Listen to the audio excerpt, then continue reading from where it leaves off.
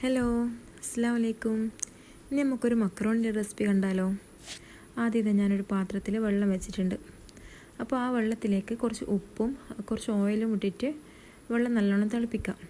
വെള്ളം തിളച്ച് വന്നു കഴിഞ്ഞാൽ മക്രോണിയും കൂടി ഇട്ടിട്ട് പാകത്തിന് വെന്ത് കഴിഞ്ഞാൽ മക്രോണി നമുക്ക് വാർത്തിയെടുക്കാം. പിന്നെ ഇതവിടെ കുറച്ച് ചിക്കനിൽ കുരുമുളക് പൊടിയും ഉപ്പും ഇട്ടിട്ട് വെച്ചിട്ടുണ്ടേനു.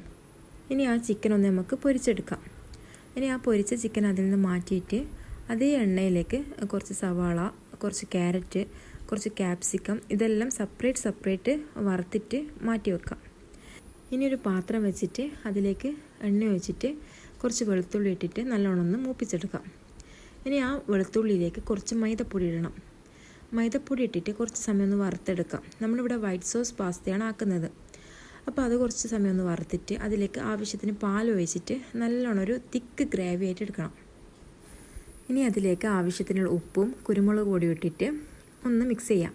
അപ്പോൾ നമ്മളിവിടെ പൗഡേഴ്സിൽ കുരുമുളക് പൊടി മാത്രമേ ഉപയോഗിക്കുന്നുള്ളൂ.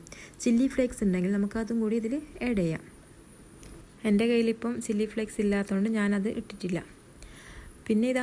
പിന്നെ ഈ മിക്സിലേക്ക് നമ്മൾ നേരത്തെ മാറ്റി വെച്ചിട്ടുള്ള ഉള്ളി, ക്യാപ്സിക്കം, ക്യാരറ്റ്, പിന്നെ ചിക്കന് എല്ലാം ഒന്നിട്ട് മിക്സ് ചെയ്തിട്ട് നമ്മളെ മക്രോണിയും കൂടി ഇട്ടിട്ട് നല്ലോണം ഒന്ന് ഇളക്കി യോജിപ്പിക്കാം. പിന്നെ ലാസ്റ്റ് കുറച്ച് മല്ലിച്ചപ്പും കൂടി ഇട്ടിട്ട് മക്രോണി മാറ്റി വെക്കാം. അപ്പോൾ നല്ല അടിപൊളി വൈറ്റ് സോസ് പാസ്ത ഇവിടെ റെഡി ആയിട്ടുണ്ട്. അപ്പോൾ ഇൻഷാ അല്ലാഹ് എല്ലാവരും ഒന്ന് ഉണ്ടാക്കി നോക്കുക. ഉണ്ടാക്കി നോക്കിയിട്ട് അഭിപ്രായങ്ങൾ കമൻറ്റിലൂടെ അറിയിക്കുക. അപ്പോൾ ഓക്കെ, ബൈ.